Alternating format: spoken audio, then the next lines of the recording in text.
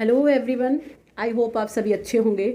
तो जैसा कि आपको पता है कि 12 दिसंबर को ईटीटी 5994 की कोर्ट केस की सुनवाई थी। और जैसे कि पूरे ईटीटी 5994 काडर को एक उम्मीद थी कि 12 तारीख को ही हाई कोर्ट से एक इंटरिम ऑर्डर इशू होगा और ईटीटी 5994 की जो ज्वाइनिंग की जो प्रोसेस है या फिर कहें तो आगे की जो फर्दर प्रोसेस है वो स्टार्ट की जाएगी।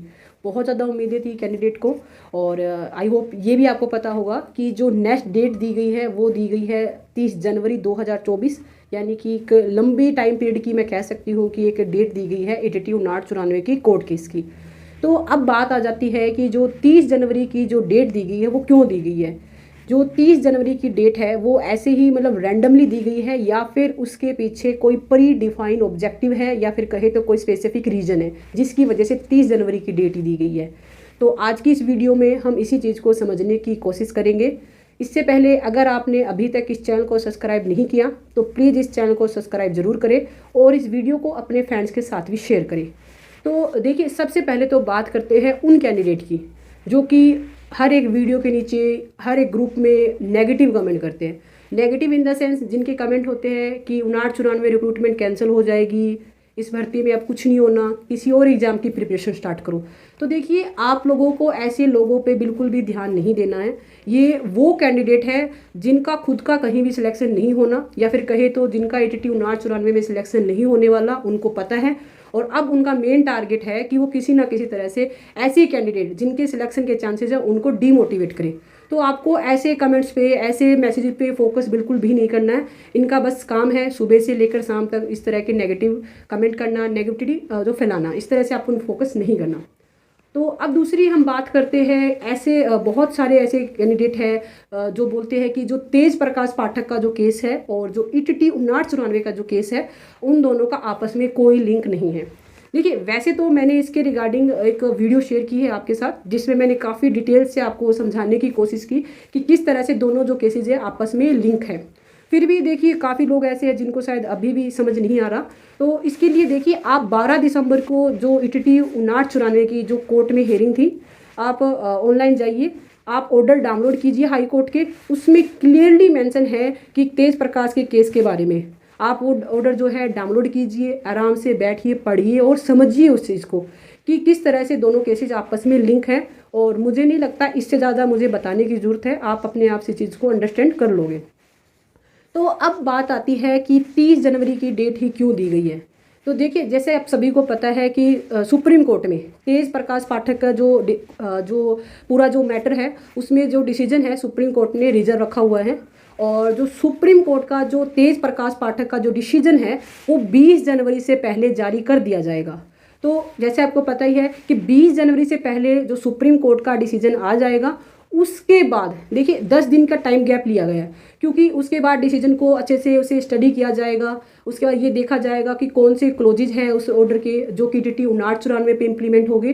तो इन सब में देखिए एक टाइम पीरियड, एक अच्छा कह सकते हो टाइम लगता है। इसी को ध्यान में रखते हुए 10 डेज का गैप रखा गया है और यही रीज़न है कि 30 जनवरी की डेट दी गई है ईटीटी 5994 की नेक्स्ट डेट जो दी गई है।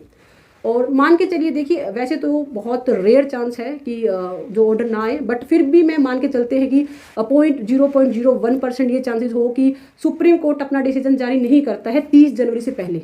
तो ये भी हाई कोर्ट ने इंश्योर किया है कि अगर 30 जनवरी से पहले सुप्रीम कोर्ट का डिसीजन जारी नहीं होता है तो हाई कोर्ट अपने बिहाफ पे ही डिसीजन लेगा ईटीटी 5994 का और अपने बिहाफ पे फैसला सुनाएगा कि आगे की प्रोसेस को कंटिन्यू करे। तो अपना जो भी डिसीजन होगा, अपना फैसला हाई कोर्ट सुनाएगा।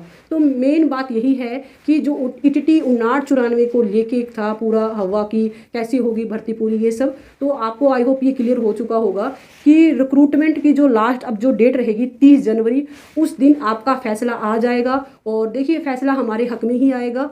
ईटीटी 5994 की रिक्रूटमेंट कंप्लीट होगी, भर्ती पे कोई भी खतरा नहीं है। आप सभी को बहुत जल्द ज्वाइनिंग मिलेगी, आप बहुत जल्द स्कूल में ज्वाइन कर जाओगे। तो आई होप अब आपको एटलीस्ट ये चीज़ क्लियर होगी कि किस तरह से 30 जो जनवरी की डेट को ही डिसाइड किया गया हाई कोर्ट के द्वारा। तो देखिए, काफ़ी कैंडिडेट की क्वेरी थी मेरे पास कि जो परविंदर सिंह का जो केस था वो था पंजाबी पेपर ए में रिजर्वेशन के रिगार्डिंग, और ऑन दी अदर हैंड जो सुप्रीम कोर्ट का जो डिसीजन आना है वो है कि नोटिफिकेशन में चेंजेस के रिगार्डिंग। तो ये दोनों जो केस है आपस में लिंक कैसे कर दिए गए इसी के रिगार्डिंग। तो देखिए, जो परविंदर सिंह ने जो केस फाइल किया था इनिशियली, जो मेन जो ऑब्जेक्टिव था उनका वो था कि पंजाबी पेपर ए में रिजर्वेशन मिले रिजर्व कैटेगरी को। और सही बताया जाए तो जो ये केस था वो इतना स्ट्रॉन्ग था नहीं कि इसे इतना लंबा खींचा जाए। इसका मेन रीज़न ये रहा इस केस का इतना ज़्यादा कॉम्प्लिकेटेड होने का कि जो अच्छे से स्टार्टिंग में पैरवी नहीं की गई इस केस की। क्योंकि अगर इस केस की अच्छे से पैरवी की जाती तो स्टार्टिंग की 2 से 3 हेयरिंग में ही ये केस डिस्पोज ऑफ हो जाना चाहिए था। और मैं ऐसा क्यों बोल रही हूँ, तो देखिए, जो पंजाबी पेपर ए में जो रिजर्वेशन की जो डिमांड की जा रही है कि पंजाबी पेपर ए में रिजर्वेशन जो दिया जाए, तो देखिए आपने देखा होगा ये चीज़ कि जो रिजर्वेशन है वो उन एग्ज़ाम्स में दिया जाता है जहाँ पे आपकी मेरिट बननी होती है। और जो पंजाबी पेपर ए था वो सिर्फ एक क्वालिफाइंग नेचर का एग्ज़ाम था। और ऐसा नहीं है कि सिर्फ पंजाब गवर्नमेंट ने पहली बार ऐसा किया है कि इस तरह से एक क्वालिफाइंग नेचर का एग्ज़ाम ऐड किया हो। इससे पहले भी डिफरेंट स्टेट्स में इस तरह के एग्ज़ाम कंडक्ट करवाए गए हैं। और इसी का देखिए, मैं आपको एक एग्जाम्पल बताती हूँ कि सेंट्रल गवर्नमेंट में एक यूपीएससी एक एग्ज़ाम कंडक्ट करवाती है सिविल सर्विसेज का, जिसे बहुत सारे लोग आईएएस का एग्ज़ाम बोलते हैं। तो देखिए, जो आईएएस का जो आपका एग्ज़ाम होता है उसमें जो आपकी जो प्री एग्ज़ाम होता है उसमें 2 एग्ज़ाम लिए जाते हैं। तो प्रीलिम्स में देखिए, जो आपके 2 एग्ज़ाम होते हैं उसमें जो फर्स्ट एग्ज़ाम होता है वो होता है आपका जनरल स्टडी का, जैसे, और उसमें क्या होता है आपकी मेरिट डिफाइन होती है, यानी कि जो भी आप उसमें स्कोर करोगे उसी के बिहाफ पे आपको सेकंड स्टेज में आपको कंसिडर किया जाएगा। तो वो तो आपका मेरिट बेस पे एग्ज़ाम, जैसे हमारा एग्ज़ाम हुआ था ITT 5994 का, जो कि 200 मार्क्स का था। उसमें से आपने कुछ स्कोर किया होगा, उसी के बिहाफ पे आपको डॉक्यूमेंट वेरिफिकेशन के लिए बुलाया गया। और इसके अलावा देखिए, यूपीएससी में एक एग्ज़ाम होता है CSET का, और CSET का जो एग्ज़ाम होता है उसमें 33% मार्क्स स्कोर करना होता है बस। यानी कि एक क्वालिफाइंग लिमिट डिसाइड की गई है, आपने 33% अगर आपने स्कोर कर लिया है तो मोर देन इनफ है। आपको इससे ज़्यादा आपने स्कोर किया है नहीं किया, इससे कोई मैटर नहीं रखता। जैसे पंजाबी पेपर ए में था कि आप सभी को सिर्फ 50% मार्क्स ही स्कोर करने थे, जिसने 50% की लिमिट क्रॉस कर ली उसी को कंसिडर किया गया फॉर दी फर्दर प्रोसेस। तो देखिए, वहाँ पे 33% की जो कंडीशन है वहाँ पे कोई भी रिजर्वेशन नहीं है। यानी आप चाहे किसी भी कैटेगरी से हो, जनरल हो, BC हो, OBC हो, चाहे SC हो, ST हो, मतलब किसी भी कैटेगरी से आप आते हो तो आपको वहाँ पे 33% की कंडीशन आपके लिए मस्ट है, आपको वो क्वालिफाई करनी ही पड़ेगी। सेम यही यहाँ पे है कि 50% की कंडीशन जो एक डिफाइन की गई है। और देखिए, ये टोटली डिपेंड करता है रिक्रूटमेंट बोर्ड पे कि वो कितनी % की कंडीशन लगाता है। काफ़ी कैंडिडेट बोलने आ जाएंगे कि वहाँ पे 33 की जो एक लिमिट डिफाइन की गई है, यहाँ पे 50% की है। तो देखिए, वो यूपीएससी का एग्ज़ाम है और वहाँ पे एग्ज़ाम का लेवल अपने आप में बहुत हाई होता है और वहाँ पे नेगेटिव मार्किंग भी है। इसी वजह से वहाँ पे 33% की कंडीशन लगाई गई है। और ऐसा नहीं है कि सिर्फ यूपीएससी का जो एग्ज़ाम है वहाँ पे ऐसी कंडीशन है, डिफरेंट स्टेट वाइज जो PCS के एग्ज़ाम है वहाँ पे भी अक्सर यही लिमिट देखने को मिलती है कि 33% की कंडीशन रहेगी। इट्स नॉट मैटर कि आप कोई किसी भी कैटेगरी से हो।